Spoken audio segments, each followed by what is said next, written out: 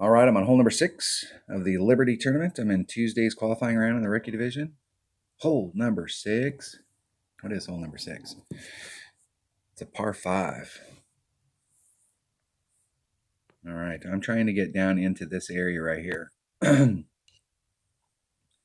to get down in that area, and I'm trying to do a third bounce rough bump. Yes, trying to do a third bounce rough bump. And if I can get down in there, I'm going to need a Viper because my sniper is not quite as developed. I don't have any distance. I'm going to need that bag right there. And I'm going to need a Titan, the king of balls. Our 4 ball might not be a bad choice here, just because I don't have. So if you've got, I've got a level 7 extra mile.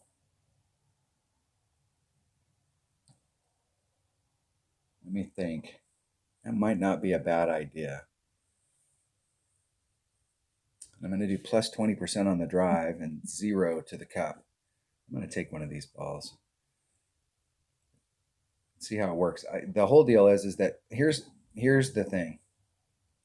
Let me go back to that picture. So here's the problems that I have when we're doing overpower. If you're hitting and your fairway is just straightforward, you're just trying to pound the ball down there. Overpower is not a bad deal. But I got 1 bounce, I got 2 bounces, I got 3 bounces in the rough. And when you're trying to do a shot like this with overpower, it's so easy to under or overpower it. and it's hard to gauge that. So like, how do you gauge overpower? Like, well, what you could do if you have a grid like this is if you hit it right the first time, you could go in there and put a special tick so that when you do the overpower, you pull to that tick.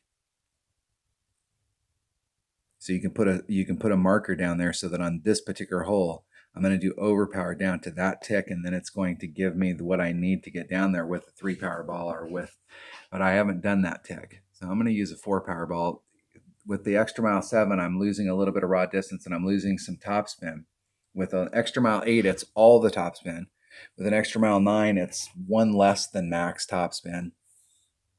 And so that's like 8 topspin, 6.5, 7 topspin, and I only have 4.5 here. So in order to get up there, I'm going to have to use a little bit of overpower, and it's super important that you clip the rough right here and bleed out into the fairway.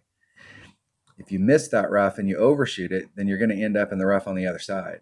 And I don't really have really good recovery clubs in this low level account, so you need to be in the fairway.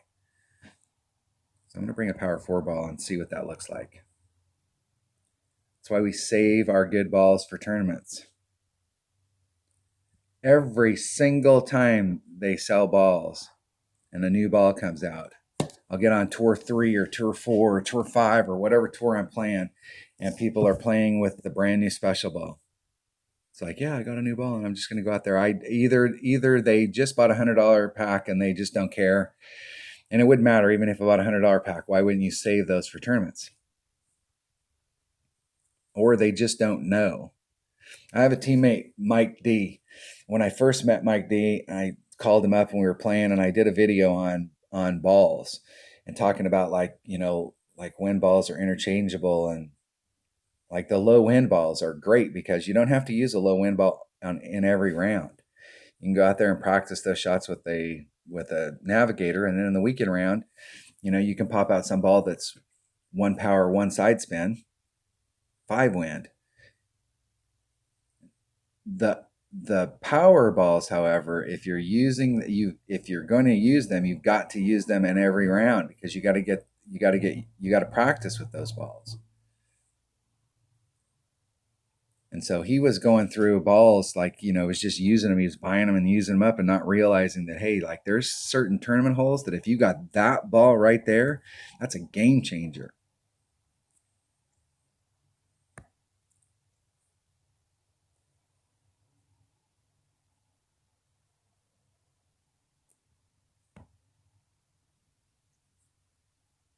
I'm still going to have to do a little bit of overpower. A couple rings.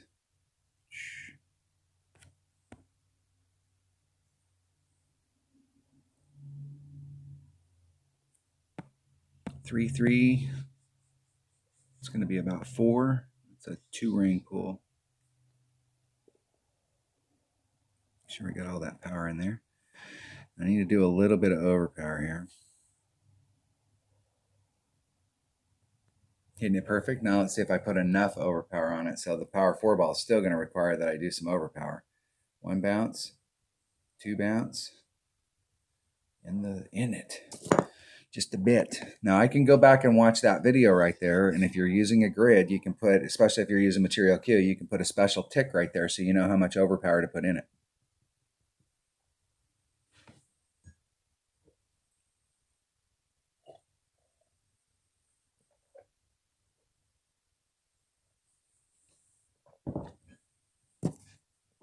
Okay, I'm doing 0. I'm not doing any elevation adjustment to the cup. And I'm in max Viper, which is 1.7 per ring. So that's the wind divided by 1.7.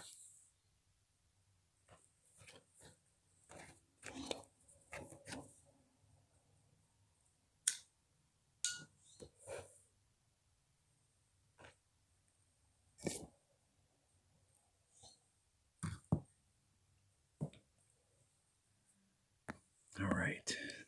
It's 3.3 divided by 1.7. It's 1.94 rings. Got plenty of room here. Let's see if I have.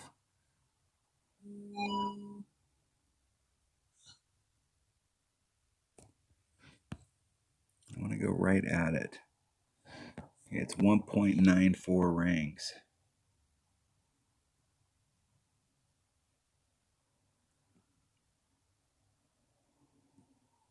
It's right at 2 rings. Hitting it perfect. Get in the hole. Get in the hole, ball. Ooh, just a bit outside. Just a bit outside. So the way the wind was blowing right there, might have, and now the last time we were on this hole, I can't remember which way the wind was blowing the last time we were on this hole. I think it was blowing the same way. That was just a little teeny bit to the right on a perfect shot. And it wants to tail to the right. Like if you've got a club that's got a really good ball guide, at the very end, it wants to tail to the right. So it's almost like you need to set it up a little teeny bit to the left of the cup. And it's not so much, it's just because at the very end, it wants to tail off. If you've got clubs with better ball guide, you know exactly what I'm talking about. So you either need to set up off to the off, or you need to make a slight adjustment for it.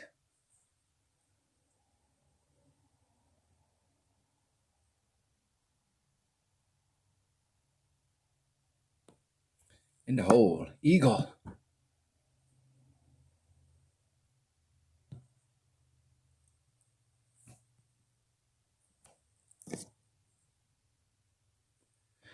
All right. Get winner, winner. Chicken dinner. All right, that was hole number 6 of the Liberty tournament in Tuesday's qualifying round in the Rookie Division. Thanks for watching.